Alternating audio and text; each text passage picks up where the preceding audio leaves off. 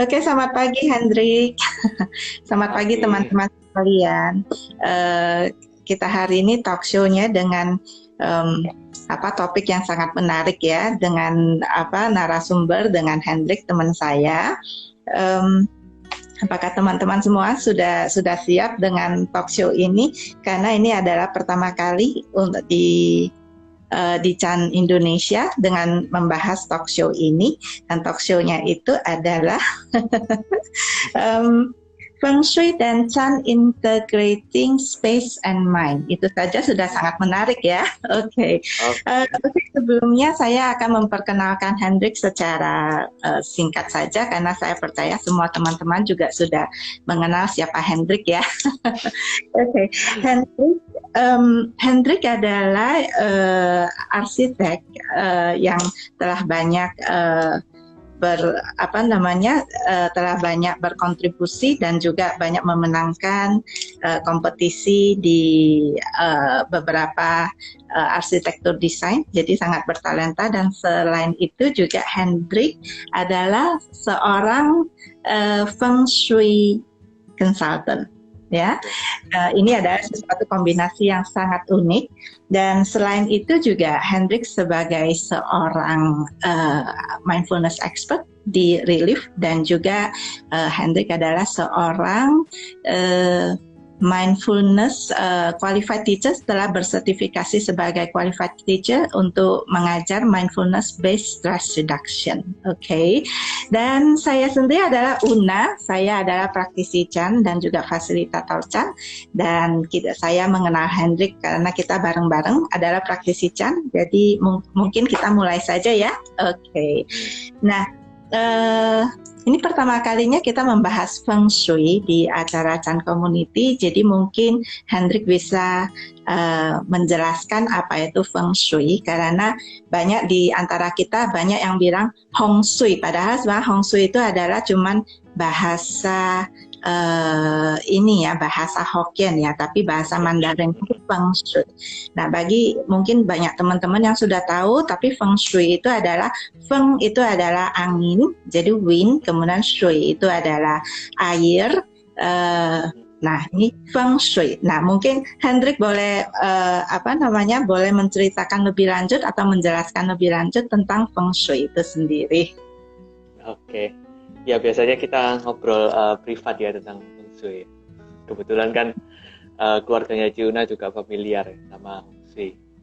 Ya, tapi at least mungkin kita semua sering dengar lah, tapi nggak semua zaman sekarang pakai gitu. Biasanya karena mungkin udah nggak percaya lagi atau sebagaimana alasannya macam-macam. Tapi kalau kita lihat pengertian Feng Shui sendiri itu sebenarnya jauh dari kata soal mistik, nggak mistik gitu. Pertama kita kenali dulu konsep dari Tiongkok, yaitu Tian Ti Ren, gitu kan. Jadi ada aspek langit, Tian, ada aspek bumi, Ti sama aspek manusia atau Ren, gitu kan. Jadi kita sebagai manusia hidup di bawah kolong langit dan di atas bumi. Nah, judul hari ini kan Integrating Space and Mind. Nah, ini sebenarnya sangat berkaitan erat dengan Tian Ti Ren. Kenapa? Sebagai manusia ya, sebagai Ren, itu kita punya batin kan. Nah, punya batin, kita batinnya itu dilambangkan sebagai aspek Tian. Jadi aspek langit, di mana kita terhubung dengan semesta dari batin kita sendiri. Kemudian kita juga punya aspek fisik. Aspek fisik dia ditumbuhkan dari apa? Dari bumi, dari nutrisi, dari tempat kita tinggal dan sebagainya. Nah, aspek fisik ini kita bilang Ti. Biasanya kalau orang-orang bilang di Chinese gitu ya, aspek Tian-nya itu apa? Aspek Tian-nya kita bisa lihat dari orang Chinese bilang namanya Pak Zi.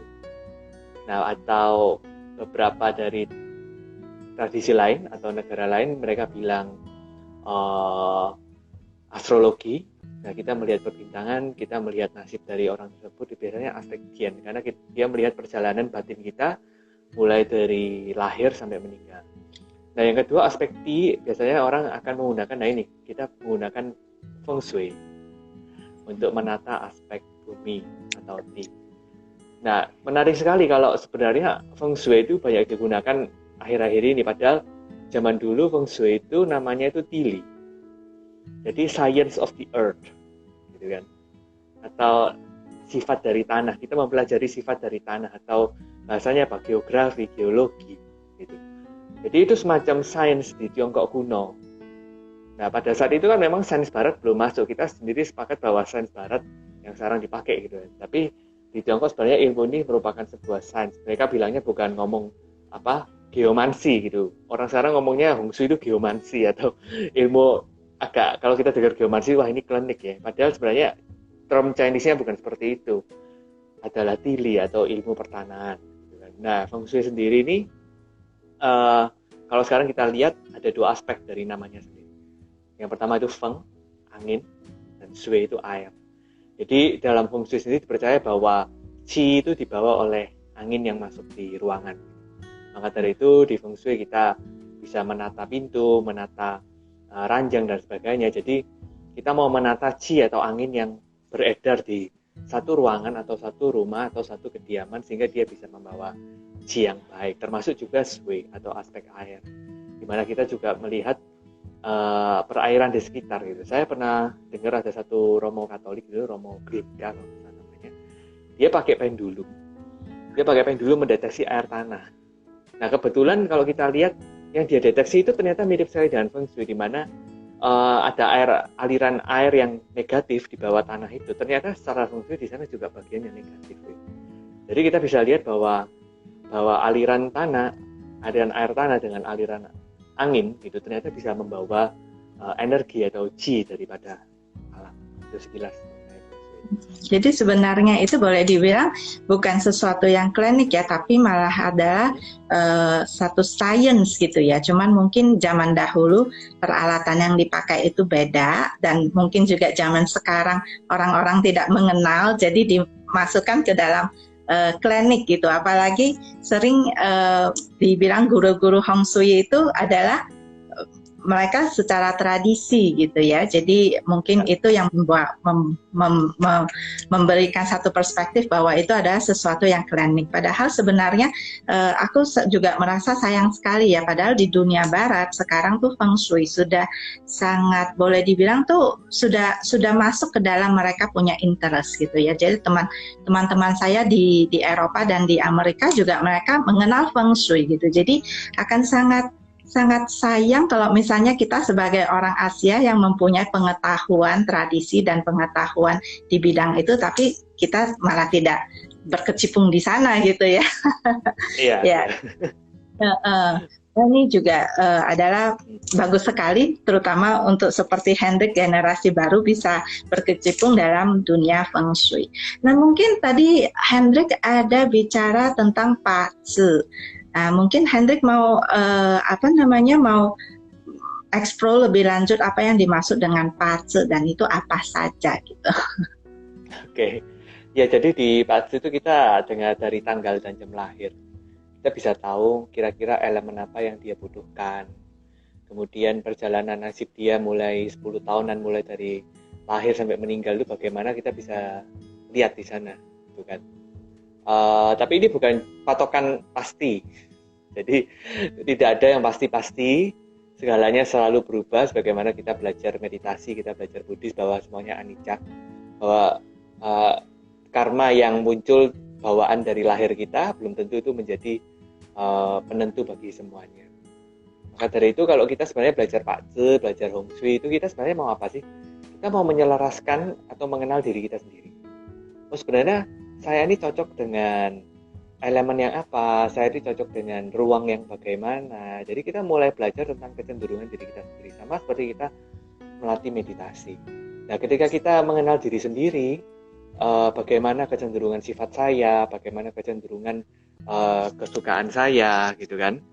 Nah, ini kok udah keras ya sekarang ya, udah lebih jelas. Kalau gini, Yuna. Jelas. Jelas ya. Tadi soalnya agak terlalu soft ya. Oke, ya. Oke, jadi sebenarnya kalau di secara kosmologi Tiongkok kita harus menyelaraskan antara langit, bumi, dan manusia, gitu. Karena kalau kita terjadi keselarasan antara langit, bumi, dan manusia, berarti kita akan mendapatkan realisasi atau insight, atau orang Buddhis ngomong pencerahan, gitu kan. Jadi sangat penting gitu. Maka dari itu Feng Shui sendiri ini menurut saya penting bagi perjalanan spiritual atau meditasi seseorang. Karena dia akan membantu untuk menyelaraskan ketiga aspek ini. Nah, ketika aspek ini selaras, maka saya kira untuk Anda mencapai sesuatu dalam hidup Anda, baik secara materi dan spiritual, itu tidak terlalu sulit. Maka didukung. Gitu. Mungkin ada yang orang bilang, oh ya rumahku jelek, pastuku jelek, tapi semuanya masih bisa diatur. Gitu. Nah, itu kelebihannya kenapa kita kalau bisa mengenal Feng Shui dan Berarti sebenarnya maksudnya bisa diatur itu adalah walaupun kita sudah terancung beli rumah atau tinggal di ruangan seperti itu, berarti ini masih bisa di-adjust gitu ya. Jadi bukan saja pada saat waktu kita beli rumah itu kita udah kan kadang bisa kita beli tanpa kita konsultasi dan kita tidak melihat aspek-aspek Feng Shui. Tapi jadi yang sudah terlancung itu masih bisa di-adjust ya. Ya biasa sekarang kan orang beli apartemen ya. Nah, itu kadang orang nggak tahu kan susunannya udah begitu banget gitu. Jadi ya kalau bisa sebelum melihat beli apartemen kamarnya dilihat dulu fungsinya. Tapi biasanya ya cenderung susah karena cari kamar apartemen yang cocok sama kita, terus kemudian tatanan ruangnya pas itu ya mesti yang hoki banget ya. Karena dia udah template dan biasanya banyak hal-hal dari Feng Shui yang misalnya kalau di kamar apartemen itu nggak cocok. Misalnya ada kamar apartemen gitu yang ruangnya mereka bikin pintu kamarnya saling adep-adepan misalnya gitu. Terus ada yang bikin toilet sebelahnya dapur atau dapur sebelahnya kamar. Mau gimana lagi, itu nggak bisa terhindarkan karena space yang terbatas dan sebenarnya kalau itu menurut Feng Shui kurang begitu bagus gitu. Ya tapi mau gimana lagi, udah beli apartemen yang emang size-nya emang segitu. Iya. Jadi mungkin bagi teman-teman yang mau membeli sesuatu apartemen atau properti itu paling enggak ada konsep-konsep dasar daripada Feng Shui itu diketahui gitu ya. Padahal dulu saya tuh saya kan saya banyak tinggalnya di luar gitu ya, tidak dengan bareng keluarga. Jadi saya sering cari apartemen sendiri gitu. Jadi waktu itu saya cuma ingat bapak saya cuma bilang begini, kamu kalau cari apartemen, kamu masuk ke tempat itu, kamu mesti lihat apakah itu cahayanya cukup gitu. Nah, terus kemudian apa suasana hati kita. Jadi kalau suasana hatinya sudah tidak mengenakan, gitu ya jangan lagi dilihat walaupun itu murah, walaupun itu cantik atau bagaimana ya. Jadi selama ini sih saya nggak pernah punya masalah ya. Jadi kalau cari apartemen ya saya cuma suasana hati dan saya lihat ada cahayanya bagus apa enggak. Mungkin itu sesuatu yang sangat basic saja kali ya. Oke. Ya, tapi itu penting banget gitu karena salah satu aspek penting Feng Shui ya itu. Jadi kita minta untuk selaras dengan alam.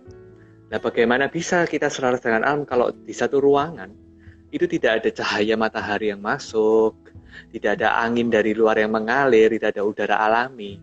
Nah, secara arsitektur saja itu bukan bangunan yang bagus, secara ilmu arsitektur. Nah, Feng Shui juga sama gitu, karena dia merupakan bagian dari ilmu arsitektur kan.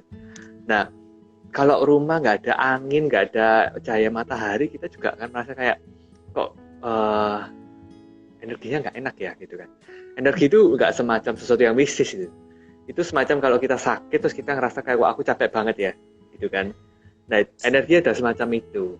Nah sama-sama seperti kita kadang ke satu ruangan kok rasanya ngeri banget ya ruangan ini ya gitu kan. Atau kadang ke satu ruangan tiba-tiba kita merasa hidup gitu. Kita merasa kayak bisa kita ke Changi Airport gitu terus kita lihat suasananya kan hidup banget gitu.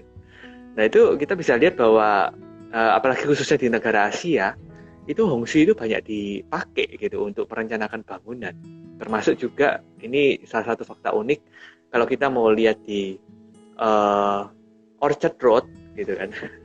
Itu Orchard Road itu suasananya itu bisa sangat mendukung orang supaya untuk beli itu sangat luar biasa ya. Yuna juga sering jalan-jalan nggak di Orchard Road kalau ke Singapura gitu kan.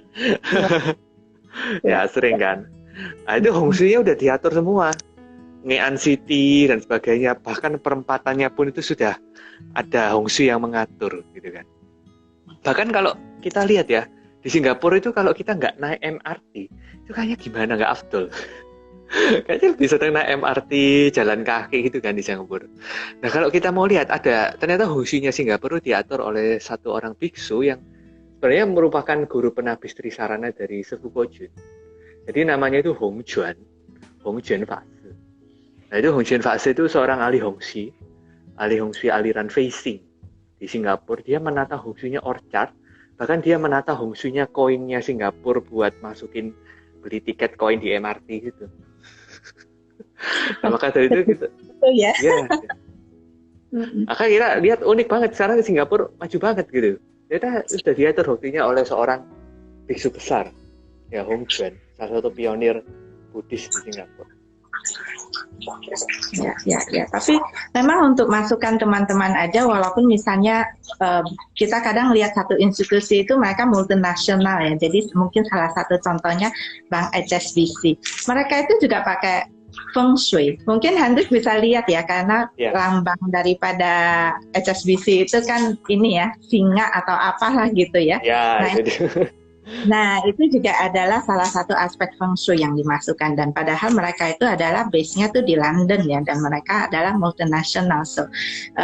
Jadi Feng Shui ini boleh dibilang tuh bukan lagi sesuatu yang klinik, tapi ini adalah sesuatu yang sudah cukup saintifik gitu ya, Hendrik ya. Nah tadi ada mention tentang biksu yang berkecimpung dalam Feng Shui. Nah, jadi mungkin Hendrik boleh menjelaskan dan atau menceritakan biksu-biksu apa yang di mana yang banyak berkecimpung dalam Feng Shui ini ya. Karena Feng Shui itu kan adalah boleh dibilang lebih ke tradisi Chinese ya, Tiongkok. Kemudian biksu itu kan mereka itu ya kita tidak mengasosiasikan Tiongkok ya, itu kan secara Buddhism gitu ya. Nah ini apakah ada hubungannya ya? Ya. Jadi memang Feng Shui sendiri kan adanya lahirnya di Asia Timur. Jadi dipakai di Jepang, dipakai di Korea. Nah kebetulan ketika Buddhis masuk di negara-negara tersebut, tentunya pasti menggunakan kultur atau ilmu atau menyesuaikan keadaan negara di sana. Nah kebetulan Buddhis saat itu memang punya pengaruh yang kuat di masyarakat. Jadi tentunya dia memiliki pengaruh timbal balik dengan Feng Shui yang saat itu digunakan. Jadi kalau kita lihat sebenarnya biara-biara di China, biara-biara di Korea dan Jepang, itu semuanya mereka juga pakai Feng Shui, makanya mereka bangunnya di gunung-gunung. Itu ada, karena salah satu pertimbangan Feng Shui biasanya banyak itu adalah gunung. Mungkin kita juga melihat sungai, perairannya, terus kemudian melihat arah hadap dari lokasi tanah tersebut. Jadi kita menggunakan arah-arah yang kita ngomong di Chinese itu Tian Gan Ti Zhi, jadi 10 cabang langit, 10 akar langit dan 12 cabang bumi. Ya, Indonesianya seperti itu. Jadi kita melihat arah hadap yang dibagi menjadi ke 10 dan 12 arah itu. Nah, jadi ketika para biksu mau bangun wihara di China dulu, mereka selalu mempertimbangkan aspek Feng Shui. Mungkin sekarang nggak semua pakai gitu, karena kita sendiri juga mungkin melihat bahwa seorang biku kenapa lihat Feng Shui, bagaimana dengan winayanya dan sebagainya. Tapi sebenarnya dalam satu sutra ada satu dibilang bahwa Buddha mengizinkan untuk menggunakan ini demi dharma. Jadi silahkan menggunakan Feng Shui untuk demi kepentingan dharma. Jadi para bisu-bisu ternyata juga jadi ahli Feng Shui. Bahkan salah satu bisu besar yang di masa dinasti Tang gitu kan, bernama Yixing. Jadi seorang Chan Master, turunannya kalau nggak salah itu muridnya saudara seperguruannya Huineng. Gitu. Nah, dia ternyata menjadi satu ahli Feng Shui dan ahli astronom terkenal di kerajaan. Bahkan dia membuat satu kalender yang dimana sistem kalendernya itu masih digunakan sekarang, beberapa aspeknya digunakan di kalender Tionghoa sampai saat ini. Nah, pengaruhnya sungguh sangat besar. Dia bahkan membuat beberapa sistem Feng Shui yang kita pakai juga sampai sekarang. Jadi seorang biksu membuat metode Feng Shui. Terus kemudian kakek buyut kita secara spiritual, yaitu kakek gurunya Sewong Sengyan, yaitu Suyun Tase. Jadi di autobiografinya dia juga bilang bahwa dia memilih lahan juga dia melihat aspek Feng Shui. Jadi sangat normal, itu kayak kita kalau mau sekarang bangun bangunan terus kita tes tanah dulu. Kira-kira strukturnya butuh berapa dalam dan sebagainya. Terus kita kalau arsitek kita riset sekitarnya ada apa gitu kan. Itu sama. Kalau Hong Shui itu juga riset seperti itu. Bagaimana kondisi tanahnya, bagaimana kondisi di sekitarnya. Gitu. Memang ya ini benar-benar tuh adalah sangat saintifik ya. Cuman cara mungkin application-nya pada zaman dahulu itu mereka tuh cara hitungnya mungkin beda ya. Dan saya masih ingat memang Hong Shui itu ada buku khususnya gitu ya, Hendrik ya. Itu kadang ada perhitungan dan ini segala. Saya sendiri saya belum pernah ini, cuman saya tahu papa saya tuh sering pakai referensi itu untuk untuk misalnya untuk beli tanah atau kadang untuk tanggalan gitu ya. Ya, bukunya banyak kalau Hong Shui itu enggak tanggung-tanggung, banyak banget. Ya. Terus ini pasti teman-teman banyak yang mau bertanya ini ya. Terus ini nah, berarti tadi itu juga Hendrik sudah menjelaskan tentang feng shui dan meditasi gitu ya. Dan penyebaran dharma itu apakah berjalan secara berbarengan atau bagaimana ya, Hendrik ya? Ya tentunya kalau dharmanya disebarkan di wihara-wihara besar, ya tentunya pasti kalau kita lihat silsilah yang kita alami saat ini kan berlangsung kan.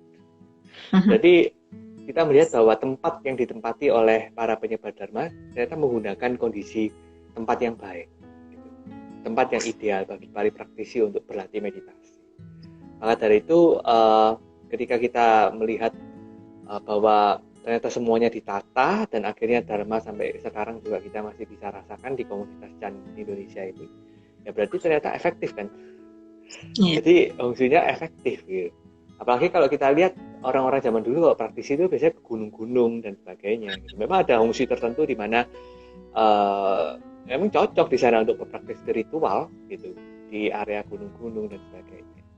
Nah, jadi kita lihat bahwa ternyata aspek tempat juga berpengaruh. Kayak misalnya sekarang kita retret. Bayangin kalau kita retret selalu di kota besar gitu juga. Kita di jalan aja dengar mobil lalu lalang gitu. Belum itu kita mikir buat pulang dan sebagainya gitu kan. Nah, kita akhirnya masih pergi tuh ke gunung, ke Sengyan Chanyuan, ke Chan Forest di Megabendung. Kita bela-belain tuh ke sana. Padahal nggak ada apa-apa di sana, cuma gunung doang, orang juga nggak ada. Cuma kita kan lihat bahwa tempatnya di sana sepi, kemudian udaranya sejuk, kemudian situasinya mendukung semua orang di sana praktek bareng dan sebagainya. Nah, kita bela-belain untuk mendapatkan satu tempat yang kondusif buat kita praktek. Maka itu sama dengan Hong Shui. Apakah kita mau meluangkan intensi kita, meluangkan fokus kita untuk membuat satu tempat yang baik bagi diri kita sendiri untuk tinggal. Nah, seperti itu. Nah, kita tentunya harus melihat berbagai macam aspek. Bagaimana kita melihat manusia ini bukan dari aspek fisik, tapi juga aspek batin. Maka kita juga melihat alam juga memiliki kualitas yang sama. Jadi kita sebagai manusia ya jangan melihat arsiteknya saja, fisiknya saja ya kan, atau kontraktornya aja, itu fisik aja. Nah, alam juga punya kualitas yang lebih subtil, yang itu hanya bisa dideteksi lewat Hong Shui. Sama seperti kita sebagai manusia, kita punya aspek yang lebih subtil, yaitu batin, yang kita perlu kita olah. Nah, maka dari itu sangat penting keduanya untuk kita lihat. Gitu. Makanya saya bilang Hendrik ini adalah mempunyai satu keahlian tuh yang sangat unik ya, kombinasinya unik. Jadi antara sebagai arsitektur dari, boleh kita bilang merepresentasikan modern, terus kemudian juga sebagai feng shui consultant, di mana itu ada ancient tradition, ancient knowledge.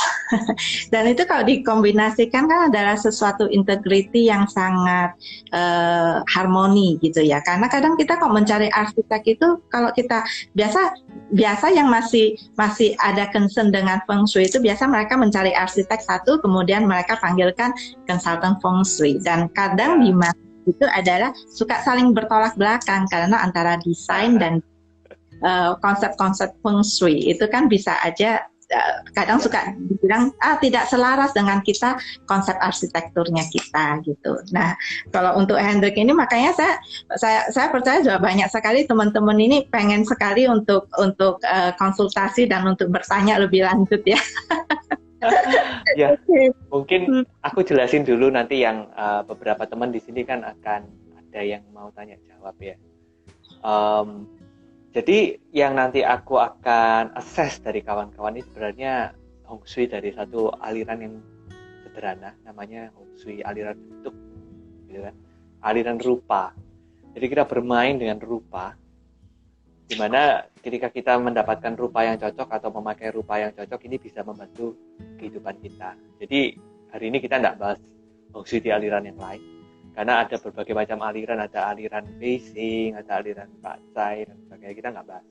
Jadi kita hari ini bahas tentang rupa yang sangat sederhana, bisa diterapkan di mana aja gitu kan.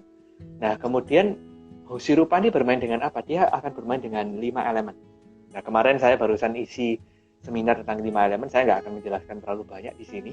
Tapi intinya nanti teman-teman yang di mana elemennya kurang, maka akan saya minta untuk pakai elemen tersebut. Jadi intinya Hong Shui ini sama dengan kemarin saya juga tahu juga dengan pengobatan Chinese atau akupunktur dan sebagainya. Jadi akupunktur atau pengobatan Chinese dia juga mengobati dari elemen kita kurangnya apa. Misalnya jantung kita lemah gitu kan, jadi mungkin elemen apinya kurang. Jadi kita akan mengobati elemen yang kurang dengan mungkin menambahkan elemen yang mendukung elemen api, atau juga menambahkan elemen api itu sendiri. Nah, seperti itu kurang lebih cara bekerjanya. Kita bermain dengan kelima elemen gitu. Nanti kalau misalnya lebih tahu lebih lanjut ya, nanti kalau saya buka kelas lagi tentang 5 elemen bisa bergabung ya gitu. Hari ini kita akan batasi terhadap konsultasi beberapa teman yang nanti mau untuk bertanya. Iya, kali ini kita barusan membahas sesuatu yang sangat basic gitu ya, Hendrik ya. Oke, mungkin ini udah, kalau teman-teman sudah ready, mungkin ini udah saatnya kita undang teman-teman masuk, kemudian saya step out untuk supaya Hendrik bisa spend waktu dengan teman-teman. Oke, ya boleh. Ya. Oke, thank you banget Juna udah. Terima kasih banget Hendrik, sama-sama. Saya juga senang banget. Ini mungkin kita akan panggil, mungkin nanti Hendrik yang panggil, saya step out dulu, jadi nanti biar teman-teman bisa diundang masuk ya.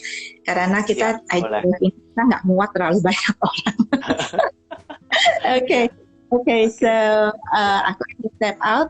Mungkin Hendrik akan undang teman kita masuk. Oke, thank you teman-teman. Thank you Giona. Ya, kita akan masih di sini.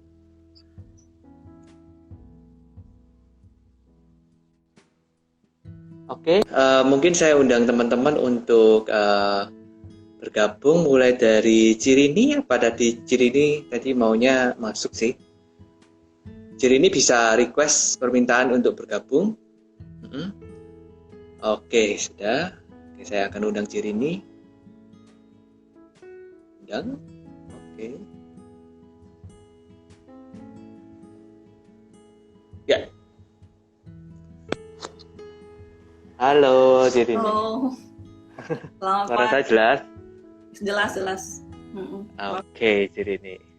Ya, ini kan kemarin Cirini udah ngasih datanya tentang tanggal dan jam lahir. Jadi teman-teman untuk melihat tentang elemen apa yang kita butuhkan, kita butuh komplit tanggal dan jam lahir. Jadi bagi teman-teman yang tidak berkesempatan untuk ada di sesi kali ini, bisa menghubungi saya langsung di Instagram @hendrik_tanung. Nah, jadi tentu ada biaya yang nanti ada, tapi saya akan kenakan donasi aja kalau cuma 5 elemen gitu. Jadi silakan teman-teman nanti yang mau bertanya bisa langsung DM Instagram saya. Nah, tapi kita mau bahas nih ciri nih yang beruntung untuk bisa mendapatkan pengarahan hari ini. Nah, gini nih, Ciri ini suka pakai baju apa biasanya?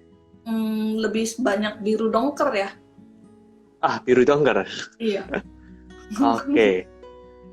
Nah, Ciri ini, kalau dari pembacaan dari tanggal dan jam lahir gitu, ternyata Ciri ini butuhnya warna kuning sama merah. Gitu, jadi... Merah ngejreng sekali. Iya, karena biru itu malah elemen yang terlalu banyak saat dari ciri ini kemarin gitu. Karena terlalu banyak, jadi lebih baik nggak dipakai gitu. Nah ini teman-teman, kalau elemennya terlalu banyak, kita cenderung nggak dipakai. Sama seperti misalnya saya butuh elemen hitam, jadi saya pakai hitam. Nah, ciri ini lebih baik nanti pakainya elemen kuning, warna kuning dan merah, karena ciri ini butuh elemen api dan tanah. Gitu. Jadi banyakin sekarang beli baju warna kuning, warna merah. Nanti coba teman-teman yang lihat ciri ini nanti pasti, ciri ini kok beda ya, gitu. Dia pasti akan lebih tertarik gitu kan, lebih fresh, tampak lebih fresh ya. Kemudian juga ciri ini bisa, terus ciri ini suka bentuk apa biasanya? Bentuk, maksudnya bentuk untuk lingkaran, kotak, ya. Lebih senang lingkaran sih. Lebih senang lingkaran. Lebih senang yang bulat. Lebih senang yang bulat. Oke. Nah, tapi ternyata ciri ini butuhnya itu segitiga dan kotak. Segitiga gitu. dan kotak. Segitiga dan kotak. Jadi bisa beli something berbentuk segitiga, berarti kamar. Mungkin segitiganya lebih bagus lagi kalau berwarna merah, gitu kan. Atau berwarna kuning, bisa. Atau mungkin juga bisa warna kotak boleh, warna kotak yang warnanya merah. Ini bujur sangkar ya. Bisa model kayak box gitu warnanya merah atau warnanya kuning gitu boleh. Seperti itu. Atau juga nggak tahu ya kenapa? Gitu. Nggak, saya lagi pikir apakah karena elemen kita yang lebih banyak itu, jadi kita cenderung lebih seneng ke yang berhubungan dengan elemen yang lebih banyak itu ya? Nah, iya bisa jadi seperti itu. Tapi orang yang kadang menyadari bahwa kenapa aku sukanya ini terus, tapi kayaknya kok bikin aku depleting ya, gitu. Maksudnya bikin aku kok nggak terlalu happy ya, tapi aku suka gitu. Nah, itu yang membuat kita kadang akhirnya tertekan karena kita cenderung ke arah tertentu, tapi itu arah yang sebenarnya kita nggak terlalu butuh, gitu. Kita yang terlalu banyak di sana. Nah, untuk menyeimbangkan bagaimana? Jadi kita menggunakan elemen yang kurang. Gitu. Jadi elemen yang lebih itu kita alihkan untuk bisa berproses menuju elemen yang kurang. Nah, elemen yang kurangnya itu apa? Api sama tanah. Begitu. Nah, dari ini, jadi ini juga bisa lihat kerjaan yang cocok apa. Nah, jadi ini saya kerjanya apa? Profesi. Dikategorikan ke klub kali ya, kerjaan administrasi sih, lebih banyak administrasi back office. Administrasi back office. Jadi apa? Tentang tulisan itu ngurusin bank, lebih banyak ngurusin bank sih sekarang. Oh, lebih banyak ngurusin. Personal account bos. Oke. Kira-kira happy nggak kerja di sebagai bank? Kalau hitung duit ya seneng aja ya, tapi bukan duit sendiri. Ya. Sebenarnya kerjaan sekarang nggak terlalu happy sih. Oke. Jadi ini senang masak nggak? Senang. Nah, itu dia. Sekarang coba usaha kecil-kecilan, mungkin usaha makan. Usaha makanan. Ya, karena salah satu elemen api itu kan pakai kompor kan kalau masak. Itu kan elemen api. Oven juga termasuk dong ya? Yes, gitu. Nanti itu bisa bawa rezeki karena bisa bikin happy juga karena suka masak. Yang kedua bisa menghasilkan duit. Gitu. Jadi kita merasa fulfilled. Oh, aku seneng banget gitu. Ya mungkin yang kedua mungkin sesuatu yang berhubungan dengan tanah itu bisa, kerjaan yang berhubungan dengan tanah. Misalnya kalau mau masak ya mungkin budidaya apa? Budidaya jamur gitu. Atau kalau bangunan terlalu jauh ya mungkin yang berhubungan dengan masih bisa masak-masak gitu. Hobinya diri ini sendiri apa selain masak? Atau memang itu main hobinya masak? Enggak main hobi sih, tapi ya seneng aja sih. Senengnya sih lebih seneng ke bikin kue-kue, seneng aja coba-coba. Kayaknya kalau berhasil seneng. Nah ini barusan bikin muffin. Nah muffin kan warnanya coklat gitu kan. Nah ini cocok banget. Udah masak warnanya coklat kuning gitu kan. Kayak elemen tanah. Nah cocok banget bikin muffin brownie. Bisa dicoba usaha kecil-kecilan, buka buka usaha makanan. Jadi kerjaan yang sekarang jangan langsung ditinggal gitu loh.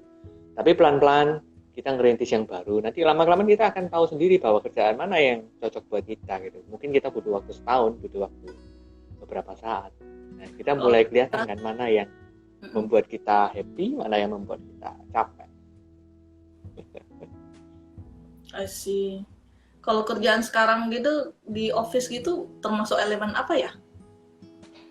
Kalau di uang gitu itu air. Oh, air ya. Karena dia mengalir terus. Utama saya apa ya? Kenapa? Elemen utama. Nggak ada elemen utama. Oh, Kita semua punya 5 elemen semuanya. Mana yang berlebihan, mana yang berkekurangan. Kita mau handle yang berkekurangan.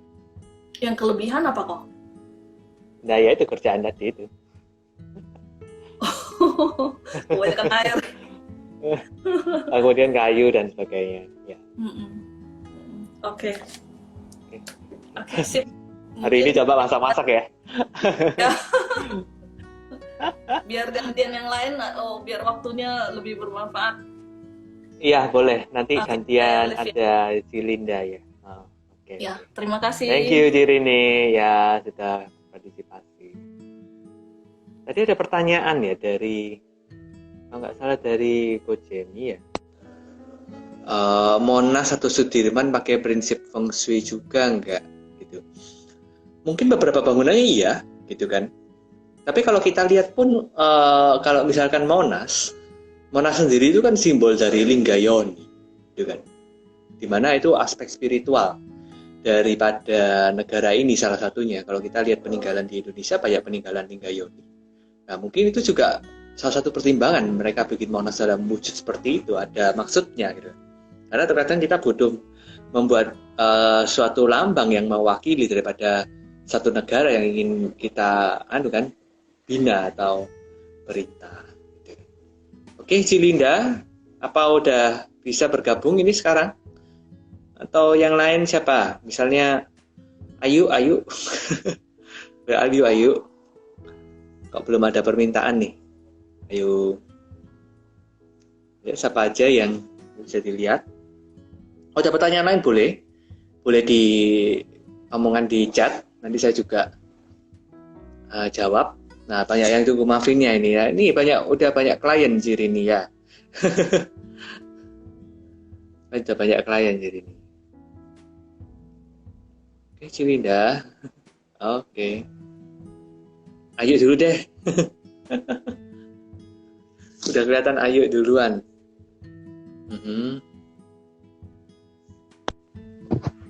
Hai Ayu.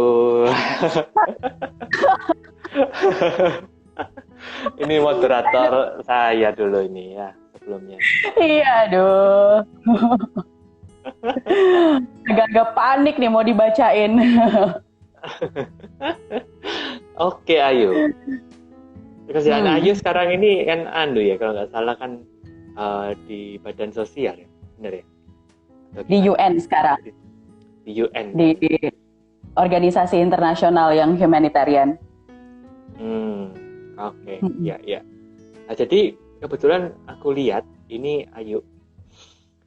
Ayu ini suka baju apa nih? Sekarang pakai baju kuning ya. Sekarang pakai baju kuning. Sukanya warna peach gitu sih.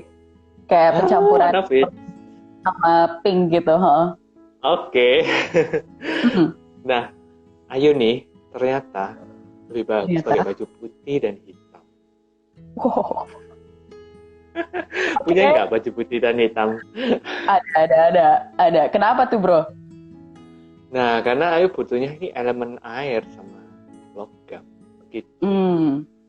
Jadi abu-abu boleh, putih boleh, hitam boleh. Gitu. Ada nggak? Ada atau banyak? Nah, sering ada tapi terlalu dark gitu ya bro, kayak. Oh, putih aja kalau gitu. Oke, baik. Nanti teman-teman pasti bisa ngerasain ya itu beda. Nanti Ayu sendiri akan ngerasain kalau putih gimana ya gitu, suasana hatiku. Oh gitu, baik. Yes. Kemudian ya itu kerjaan ya. Mungkin bisa dipertimbangkan sekarang Ayu kerjanya online ya. Enggak, kerjanya langsung ke masyarakat sih. Oh, sama suka anak-anak. keliling juga berarti. Iya. Keliling juga. Nah, kebetulan kalau keliling ini dia bisa dikategorikan air. Nah, masih ada cocoknya karena kita berpindah terus. Kita mengalir terus. Nggak berhenti kayak air gitu kan. Jadi kita berpindah terus. It's okay, it's good gitu kan. Terus yang kedua, tapi Ayu punya elemen api di sana karena Ayu berbicara. Karena dengan orang-orang juga kayu mengajar dan sebagainya, membina. Nah, kalau punya elemen seperti ini, jadinya ya nggak apa-apa kalau misalnya ada kerja lain, Ayu boleh explore. Tapi at least sekarang masih ada satu aspek yang sesuai dengan elemen Ayu, yaitu air, berpindah-pindah. Gitu kan. Konseling gitu sesuai ya bro? Nah, boleh business traveling. Bukan traveling bro, konseling bro. Konseling sambil traveling ya. Iya, dulu Ayu kan di bank kan kalau salah ya. Sempat sih, tapi kayaknya ngerasa nggak passion di sana gitu, jadi lebih ke humanitarian. Oh, oke. Ya. Sebenarnya uang juga oke bagi Ayu. Di sana juga nggak terlalu banyak masalah kan kerjaan uang. Siapa yang nggak oke sama uang bro? Nah, di sana juga kan ngerjain uang di bank kan juga oke juga sebenarnya, gitu kan. Kadang kita ingin melihat ingin kerjaan yang membuat kita terstimulan. Tentu yang membuat kita terstimulan itu cocok kayak mindfulness kan Ayu. Yang membuat kita terstimulan belum tentu membuat dampak positif bagi kita. Nah, mungkin Ayu di sini merenung kerjaan apa ya kira-kira yang bisa aku sambi, tapi cocok sama aku, gitu kan. Nah, salah satu contohnya kalau mengarahkan nanti Ayu ini lebih baik nanti Ayu ke gym ya. Jadi di kota sekarang Ayu ini nge-gym lah. Gitu. Kenapa nge-gym? Karena itu banyak logam di sana. Gitu oh kan? Gitu? Yes. Bro ini di desa bro. Gak ada gym. Gak apa-apa. Bikin ada tiang-tiangan gitu, pull up atau sebagainya. Atau bikin sendiri besi dicor gitu kan jadi dumbbell. Iya. Oh gitu. Oke, baik. Banyak bermainlah dengan besi gitu. Adalah gym kemarin kamu kasih aku kotanya juga udah banyak facility kok. Ya kan? Iya. Oke, baik. Nah, saya akhir-akhir ini suka main di kali sih. Oh gitu. Nah, main di kali bener, main di air, berenang. Iya nih, beneran, aduh Bro Hendrik nih emang suka ngeledeknya. Suruh nge-gym. Baik Bro. Nah, beneran nanti jalanin kehidupan Ayu akan lebih hidup. Gitu. Olahraga deh, yoga kayak gitu kan. Jadi sesuatu yang membuat berair, gitu. Membuat berair. Oke, baik, siap. Kalau gitu terima kasih banyak. Ya belum selesai. Siap. Oh belum. Oke, baik. Kalau beli barang yang bulat-bulat ya. Oh gitu. Iya. Beli barang yang bulat-bulat. Siap. Yes. Ciri ini Ayu sama aku terbalik. Iya benar. Nanti mungkin gitu kalau ya? Ayu sama ketemu Ciri ini bisa kolaborasi ya. Jadi PR-nya jualan muffin. Yes. Kayak aku ini sebenarnya butuh elemennya Ayu, makanya kita cocok kalau ketemu. Oh gitu. Ya. Oh mantap, duo. Oke. Ayo. Siap bro, terima kasih banyak. Saya akan nge-gym dan mencari barang-barang bulat. Oke. Terima kasih banyak ya. Itu loh, Tokopedia. Banyak. Oh iya, baik. Iya. Oke. Ya. Terima kasih banyak sudah dibacakan. Yes, thank you. Iya, bye-bye. Bye. Oke, ada beberapa pertanyaan ini. Oke. Ini bro, live-nya gimana bro? Cancel aja, X aja. Oh iya. Oke. Bye. Bye. Tuh ya, Ciuna bilang udah bisa sepedaan. Benar Ciuna, itu logam dan air. Dia kan bergerak terus. Sepedaan ayo.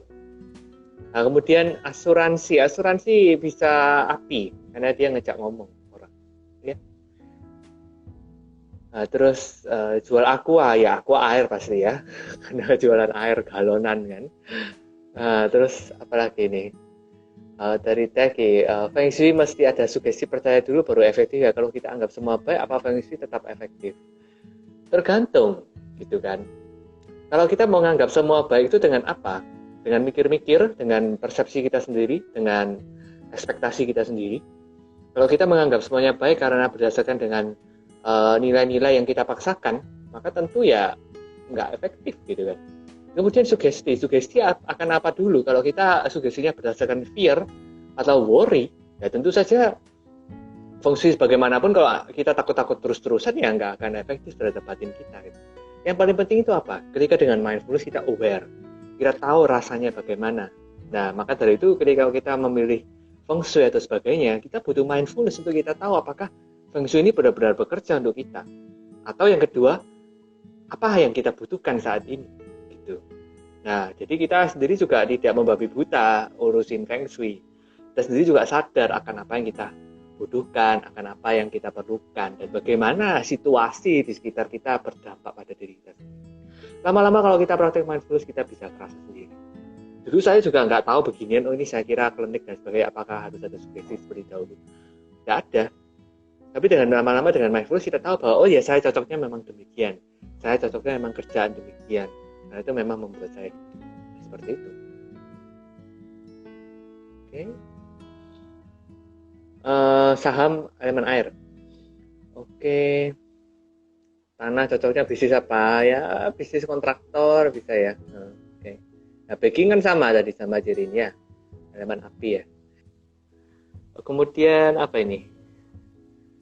Notaris ngurusin apa? Ngurusin tanah kan? Ya tanah tadi. Oke, Pak Herman, yes, dari jam lahir dan tanggal lahir. Jadi perlu tahu tanggal lahirnya ya. Kalau misalnya nggak tahu bisa dilihat di akte lahir. Kalau nggak ada ya tanya aja sama orang tua kira-kira jam berapa. Tapi kalau misalnya udah nggak tahu jam lahirnya ya sudah, mau diapain lagi pakai tanggal lahir aja sementara. Tapi otomatisasinya tidak akan begitu akurat. Ini mana Cilinda ini? Aku bacain langsung aja di sini ya. Nggak muncul orangnya, nanti lewat chat aja ya. Nah, nanti nunggu nggak muncul-muncul. Oke, Cilinda ini butuhnya warna kuning dan putih ya. Jadi Cilinda jangan pakai baju hitam, jangan pakai baju merah, jangan pakai baju biru, hijau ya, jangan pakai lagi ya. Tuh. Nah sekarang ngajar yoga senangannya pakai baju apa? Hijau, jangan. Kalau nanti ngajar yoga ya pakai baju putih ya, pakai baju kuning yang cerah-cerah gitu ya. Nanti kan beda, nanti kalem nanti ya. Kemudian, mestinya jangan jadi guru yoga ini Cilinda ya. Butuhnya tanah sama logam, gimana ya? Aja, Cilinda Jadi guru fitness. Cocok. Jadi PT, personal trainer aja, jangan jadi guru yoga. Kalau mau jadi guru yoga sekarang ya nggak apa-apa, nanti sambilannya itu aja pakai PT, nanti yoganya digabung pakai barbel, pakai dumbbell, itu cocok gitu nanti. Terus kemudian mungkin logam ya, ini agak-agak unik sih logam ini ya. Jadi ada kerjaan apa lagi sih selain ini bisa diomongin di sini? Masa cuma yoga nggak percaya apa aja?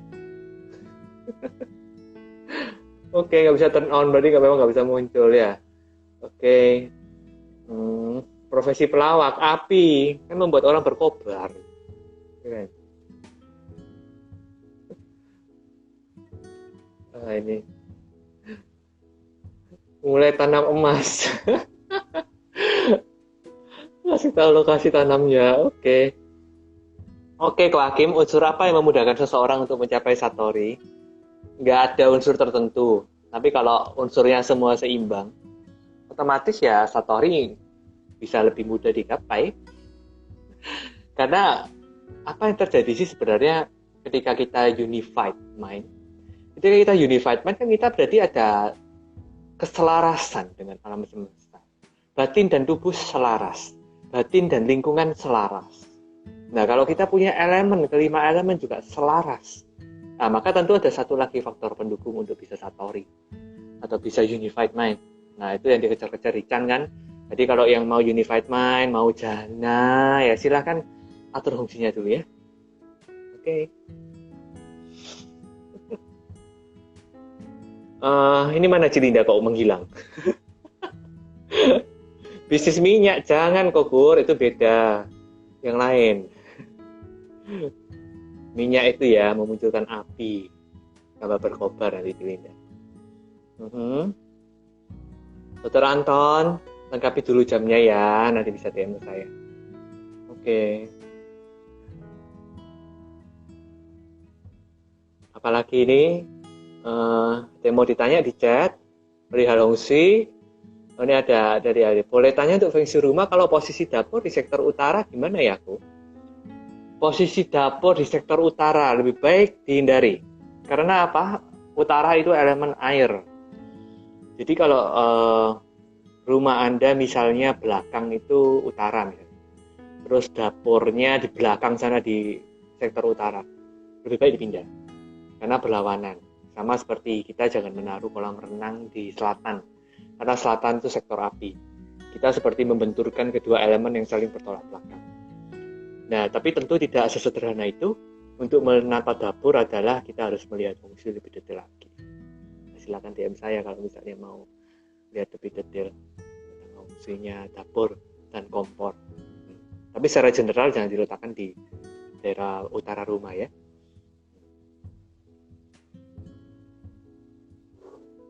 Wah, ini yang tanya antara fungsi dan meditasi cuma kok Hakim ini. Ya, yang lain-lain tanya kerjaan semua. Wah, berarti ternyata benar ini. Untuk kita bisa mencapai kestabilan batin butuh kestabilan ekonomi. Maksudnya gimana Cilinda? Bisa bacakan aja. Enggak, itu profesinya diganti, terus hobinya Cilinda apa? Tanah logam ya. Ya mulai mainan yang berhubungan dengan logam. Kalau mau sekarang Cilinda guru yoga kan, tapi jangan lupa nge-gym kalau gitu, kayak tadi sama kayak Ayu. Jadi angkat-angkat ya di tempat fitness. Kalau perlu sekalian kerja di mana, Fitness First atau Gold Gym atau Celebrity Fitness. Jadi sekalian nanti kalau mau sekalian nanti bisa fitness sekalian gratis. Nah, biasanya guru-guru kan bisa fitness gratis nih. Jadi apply deh ya. Terus kemudian apa? Ya mungkin tanah ya, mungkin butuh membumi lah. Cilinda butuh membumi dikit, butuh apa ya? Aku nggak tahu elemennya suami Cilinda apa, tapi butuh orang yang punya elemen tanah. Jadi bikin Cilinda grounded. Nah, begitu. Lebih membumi. Nah, butuh elemen tanah yang membuat lebih adem ya. Oke, lebih logam. Jadi butuh sesuatu yang membuat Cilinda itu lebih tegas, lebih konsisten. Nah, begitu. Posisi atau meditasi bisa berpengaruh ke kualitas juga kah? Iya, jadi ada beberapa perhitungan gitu. Biasanya setelah Imlek, teman saya menghitung arah hadap yang bagus untuk jam-jam tertentu untuk bermeditasi. Bisa jadi, nah, silahkan dipakai kalau ada arah-arah seperti itu. Belum tentu langsung jadi satori, belum tentu bisa jadi unified mind, belum tentu. Tapi at least kalau kita sit pada jam tersebut, maka ada faktor-faktor dari alam semesta atau batin yang kemudian nanti akan mendukung terjadinya demikian. Kita tidak akan pernah tahu bagaimana terjadinya.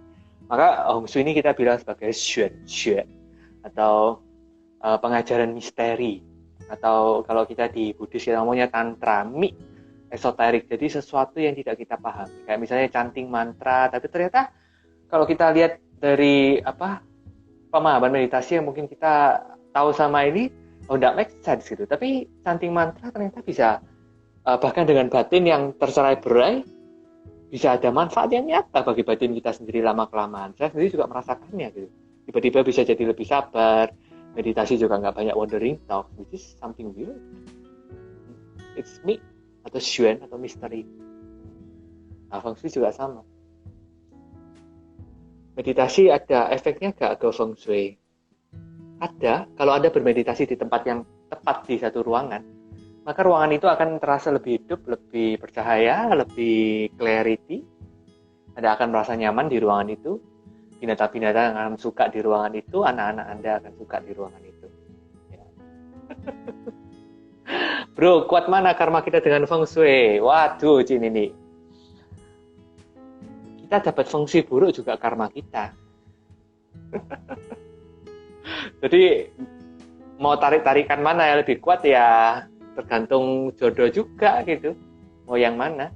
Nah, kita bisa ngatur feng shui juga karena karma kita sendiri. Ada kemarin aku lihat ada satu orang gitu karma, ini padahal orang ini beli apartemen, tapi bisa cocok semua tahu feng shui-nya. Nah, ini keren banget sih, nah ini karma baik. Nggak usah dilihat sampai bagaimana, aku kaget ngelihat. Wih gila, ini baru kali ini aku ketemu case satu lokasi dia, apartemen dia beli yang dia nggak tahu, sengaja dengan tidak sengaja. Pokoknya dia beli bagus, ternyata bisa sangat cocok buat dia. Nah, itu karma budgetnya luar biasa. Orang Singapura mau salah kemarin. Jika dapur kotor di belakang dapur bersih di lantai 1, kemudian dibuat lagi dapur di lantai 2, secara feng shui gimana? Di lantai 1 kamar mandi, ya pokoknya jangan di bawahnya kamar mandi ada dapur, jangan gitu. Kalau di atasnya nggak ada masalah. Kalau dapurnya di atas nggak apa-apa.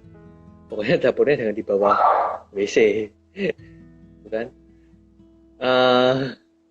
Kalau dapur di lantai 1, di atasnya lantai 2 kamar mandi bagaimana kok ya? Itu kayak kasusnya Alia itu nggak boleh itu. Kalau bisa diganti.